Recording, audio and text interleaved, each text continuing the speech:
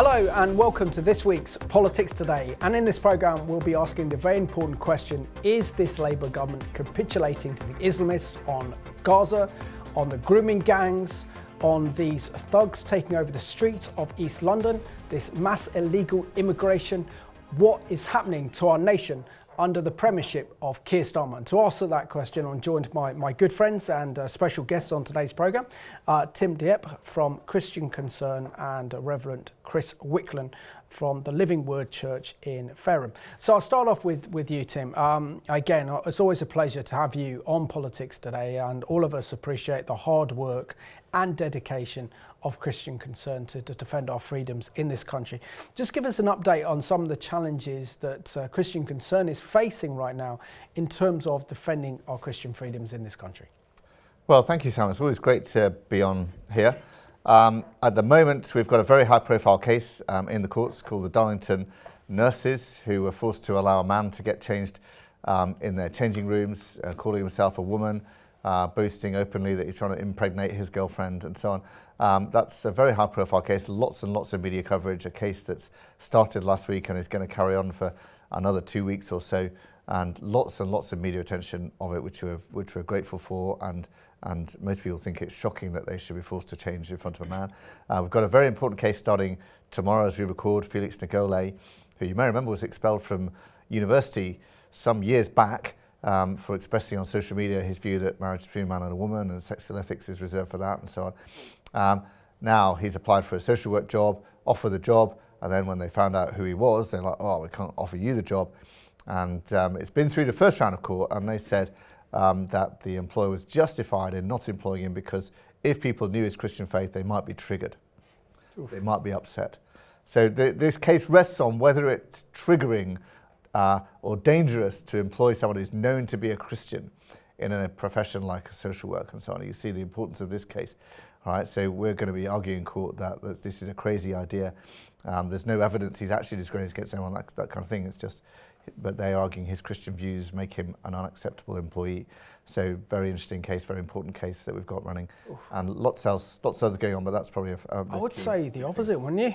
You know, being a Christian in that profession, that you have a heart and a love for passion of people. You have absolutely, and nobody's ever complained about him, and he's served people with all different views and identities and so on, ministered to them and served them and so on, and nobody's ever complained about him because he has got that heart of compassion and love and so on. So it's crazy, but they argue John 3:16 should be as a triggering verse, that people might want to commit suicide if they hear that verse and things like this. So, you know, what's being argued in court, and it will make a big difference. So, you know, hopefully we'll win this case, and then people won't be able to use that argument again, you know, but that's the point. But if we lose it, that's a big deal, and we'll obviously try and appeal it. In that case. Absolutely. And Chris, it's great to have you back on Politics Today, and I think you're a great partnership partnering with Tim today.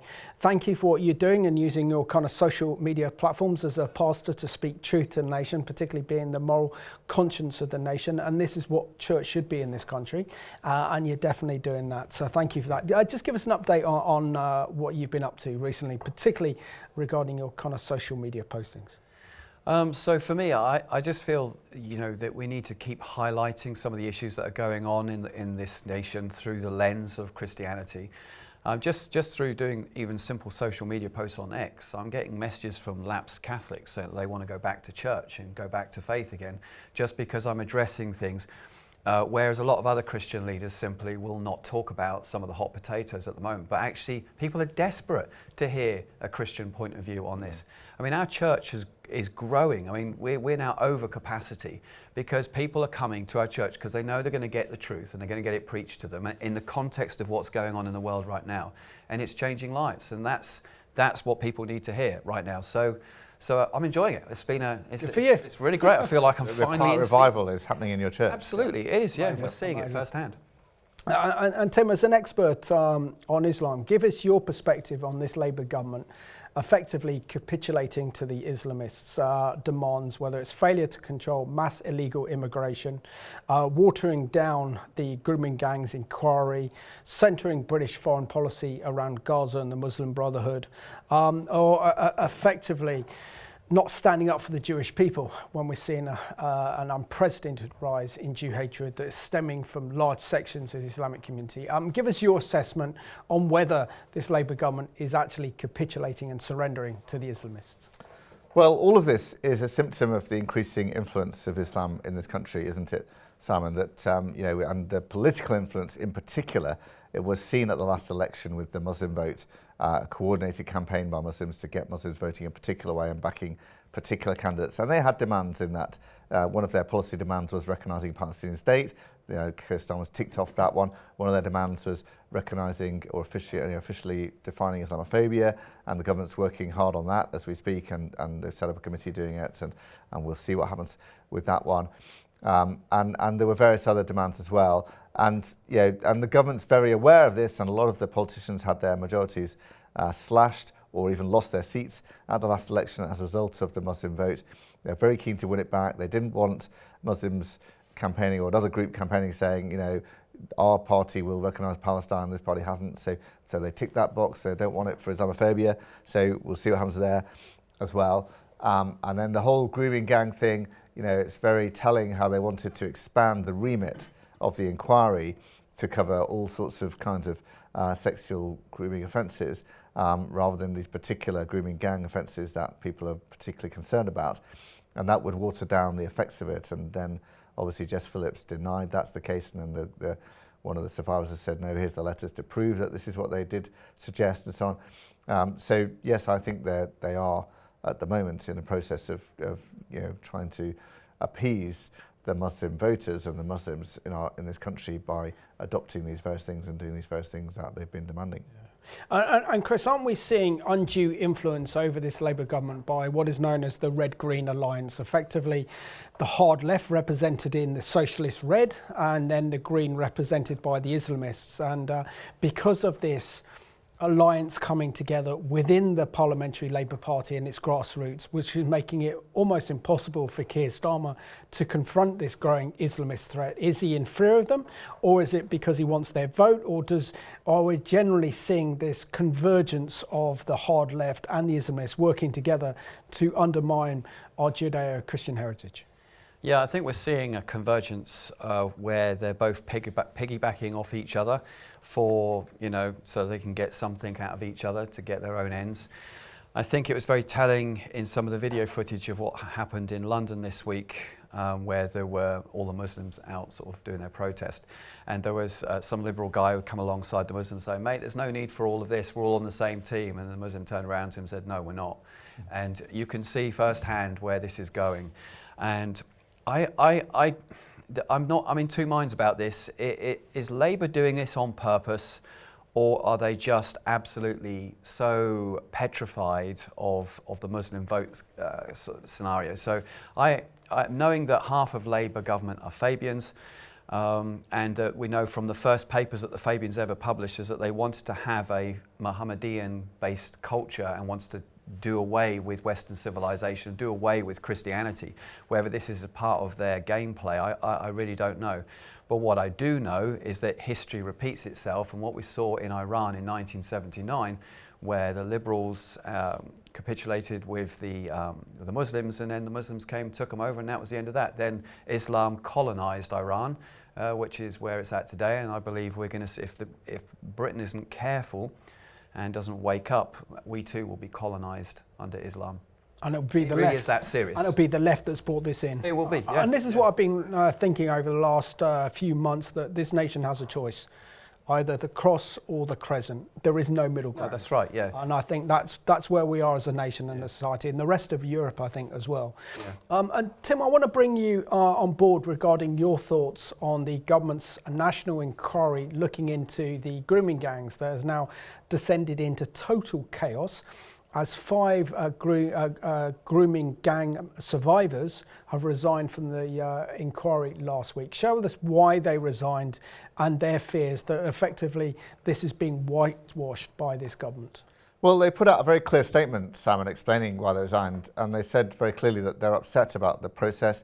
They felt they were being not listened to. They felt they were being treated condescendingly. They were worried that the suggestion was made that they broaden out the remit of the inquiry to look at sex offences more generally, which is not what they wanted. And they felt, one of them has gone on TV to say, I went in a meeting with Jess Phillips and she just spent the whole time looking at her phone and wasn't interested. And when we became emotional, she tried to leave the room. Their perception is very clear that Jess Phillips isn't really interested in this and doesn't want to tackle it. And so their demands are, one, Jess Phillips resigns or steps away from this inquiry at least, and two, that it's led by a judge, because that was the other problem. They had a former social worker potentially chairing it, or a former police officer, and they were like, we can't have people who've worked in these areas doing an inquiry into the failings of those areas, because they'd be marking their own homework. We need someone independent, and they want a judge to lead us, and I think there should be a judge to lead it. Now, I think now that this has happened, the government will find it very hard to find anybody who'll stand up and say, oh yeah, I'll lead this, unless they are a judge. So I think they've said the government's already stalling, saying, it's going to take us many months now to try and find someone to lead it. Well, I don't think they'll be able to find someone unless they appoint a judge to do it. And they've lost the goodwill of the survivors, which is what they really need to make it happen. So it is kind of falling apart, and meanwhile you've got Rupert Lowe, who started his own inquiry and found that instances of this in 85 towns up and down the country. And then you've got Nigel Farage saying maybe we should have a select committee of Parliament doing this, because they've got powers to summon people, and that would be another alternative means. So, but the government resisted this all along, said we don't need a national inquiry, and finally had to do it because the case review said that yes, the national inquiry is really what's needed here. But they still really don't want it to happen, is what it seems, and they don't want to do it in a way that would actually serve the interests of the survivors and actually get to the bottom of it. I'm pleased, though, Simon, that they are now saying, everyone is now saying, we're not going to turn away from investigating religion and ethnicity, because that's what everyone wants and that's what everyone needs to see. And that's the thing that this government's not doing. But Chris, can you put into historical context what the grooming gangs are and the total failure of the police involved, the local authorities, the social services to protect these young working class girls that are being groomed, particularly by Pakistani Muslim men?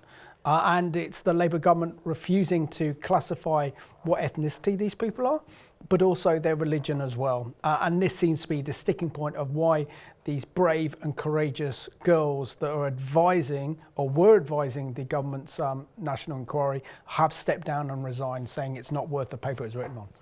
Yeah, I mean, in 1997, Tony Blair, he changed the process of understanding of immigration from immigration to multiculturalism. And so then this became the new kind of political narrative. And so with multiculturalism, we're stronger, and the usual adage.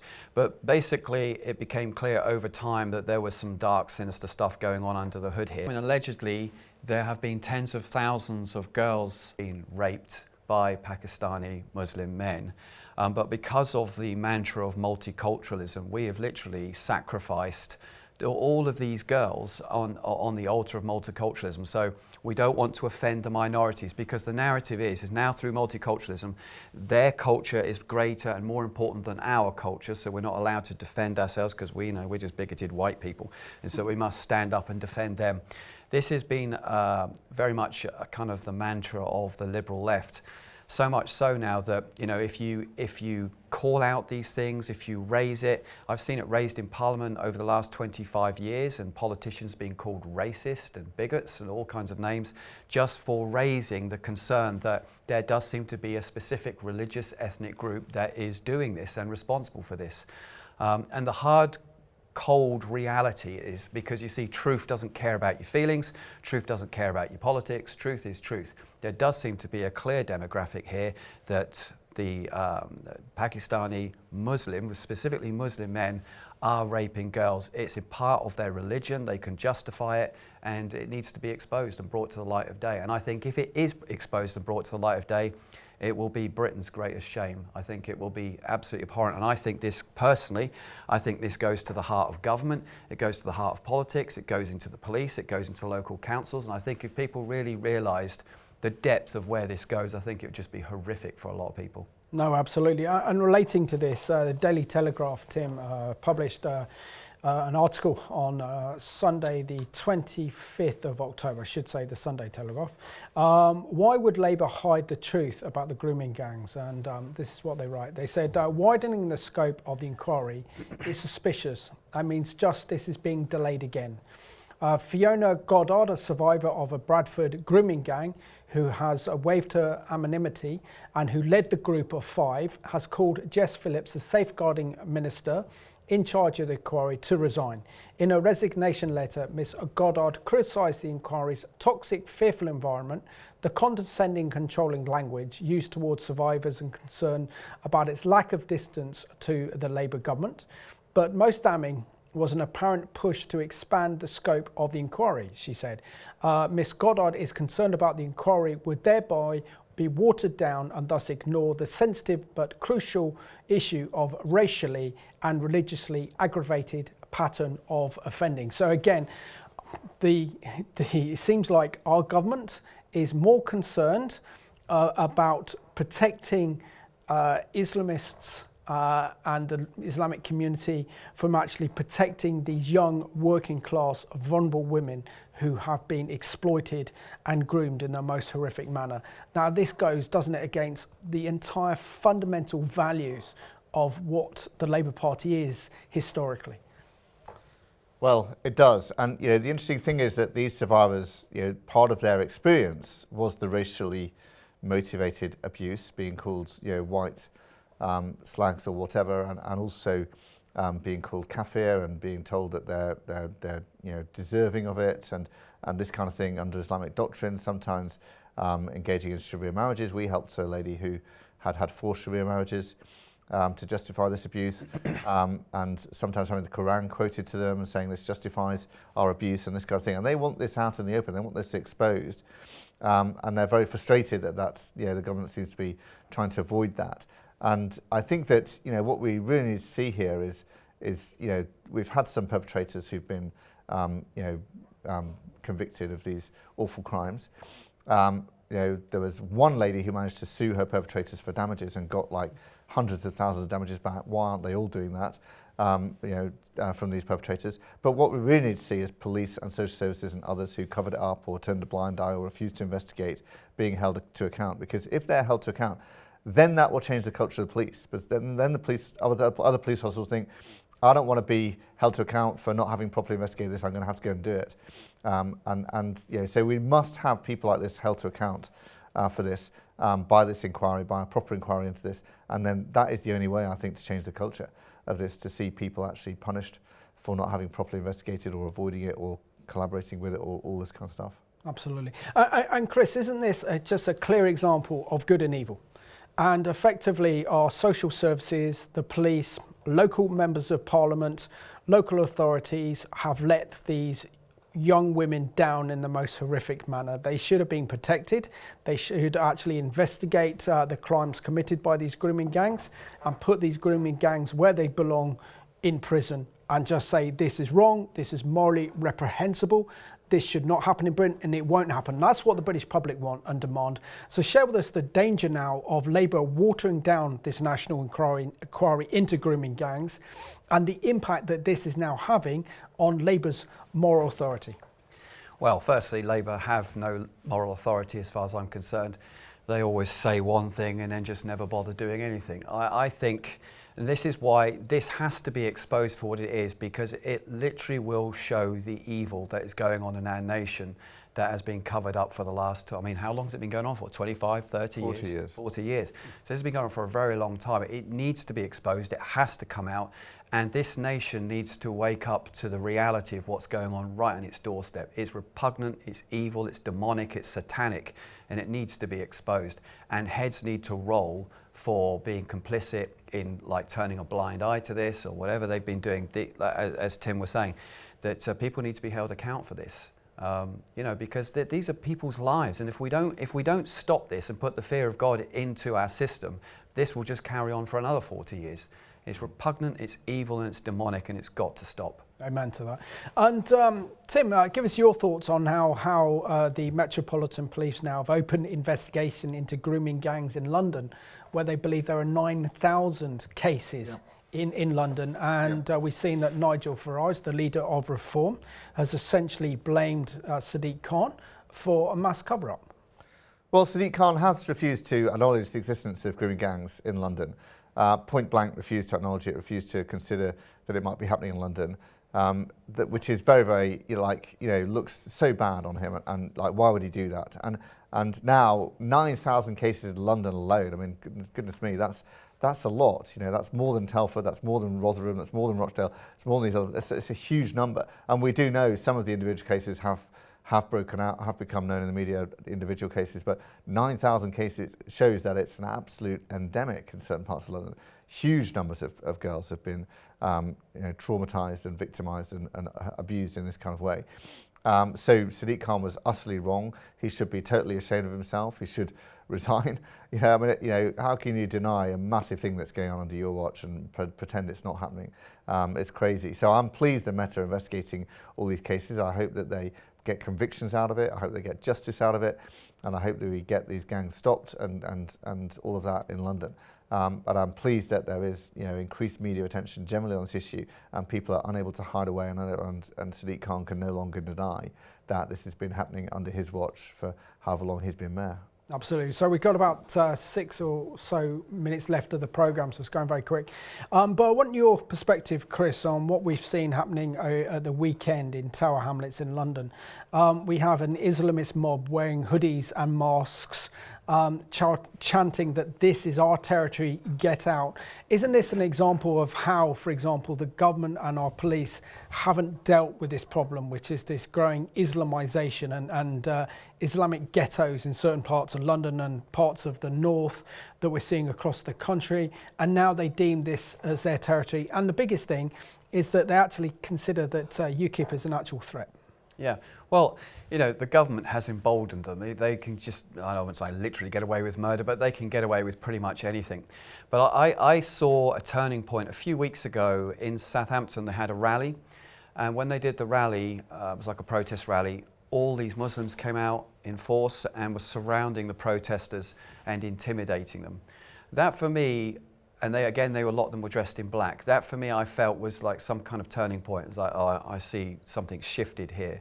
And then they did another rally this weekend, really saying, all right, all the patriots, come to Southampton, support this rally. And then we saw what happened in London. It seems to me now that things are stepping up in our nation, and I think now's the time when people's true colours and intentions will be revealed to the public. The trouble is that we have a church that's completely infused with normality bias and can't cope with the reality of what's going on right in front of it and chooses not to acknowledge this. This will be a big problem. And if the church and the government and this nation doesn't wake up and see what's going on, as you've said yourself, it is either Christianity and democracy, or it's Islam and socialism. That's the future for Britain. And unless we wake up now, then that's the future. Absolutely. I don't even think it's that. This is what's so troubling. We're down to a few minutes of the programme, so also I want to bring in this problem. It's a failure of the Conservative government, and it's a massive failure of this government to tackle the mass illegal immigration into this country. And effectively, we're seeing that we have open borders. And this is changing our societies, it's changing our towns, and of course, this is strengthening the hand of the Islamists. So give us your thoughts on how this poses as an existential threat to this nation. Well, it absolutely does. We've got numbers of immigrants now that far and exceed what anybody ever envisaged. David Cameron said we'll get it back down to tens of thousands. Well, here we are in hundreds of thousands, many hundreds of thousands per year. And you can't escape that will change the culture and will have an impact on the culture. The only good thing that I see, Simon, is this is now the number one political issue in this country. The top thing that people are concerned about is immigration. And the politicians of every party, last election, every manifesto of the mainstream parties said we'll cut it, Labour as well, but they haven't, but they said they would. They recognise they want to do it and intentions to do it, but they don't have the will, I don't think, Labour parties to do it. I don't think they have the real determination to do it properly. You do need to leave the ECHR, I think, to properly tackle this. The Rwanda plan is now, people are now talking about maybe that wasn't such a bad idea after all. At least it's a plan, at least it's a deterrent for people, one way of doing it. So you know, we need a proper strategy to deal with it, and we need to have a deterrent for people coming over illegally from overseas, and we need to start deporting people properly and so on. It's very embarrassing for the government to see, you know, one in, one out and then back in again, as happened last week and so on. So this is a serious issue, one of the biggest issues in our politics today, and the Conservatives failed, Labour are failing. This is why everyone's turning now to Reform, who is the one party that seems to be absolutely determined about this and has been talking about this for the longest. Absolutely. And Chris, how should the church respond to these issues? Because these are massive issues. These issues are issues that our nation has probably never faced before in our nation's history. And the fact that within a generation, we could lose our Christianity, we could lose our democracy, we could lose all our freedom if Christians and the church don't wake up to the seriousness of the times that we're living in. 30 seconds. Well, here's the reality. The church will not deal with this. That's the reality. So you can push that to one side. The good news is a lot of the new people that are getting saved are patriots. They love their nation. They're prepared to die for Christ. They're prepared to die for our nation. It's them and the generation that will come after them that will turn this nation around. So as far as mainstream Christianity is concerned, she doesn't want to deal with this problem. But there are plenty of Christians out there that will see God's revival and will see this nation won back for Christ. Excellent. So Chris and Tim, thank you so much for doing an excellent job on this week's Politics Today. You've done a great job, and thank you for all you both doing in terms of speaking up on this vital issue, which is an issue of spiritual survival for our nation. And I just want to thank you for watching this program at home. The situation that our nation is in is horrific. We see that our own Labour government is capitulating to the Islamists on every side, surrendering the white flag. But we also know, for example, that we have to expose evil. We have to expose evil that's going on in the high places, and we thank you that the Holy Spirit does that. So let's continue to pray that whatever's been done in darkness will be exposed in the light of Christ, so that we have openness and we have transparency and we have justice. And what we need more than anything else is justice for these brave and courageous women speaking out against these horrific grooming gangs. So thank you for watching this week's Politics Today.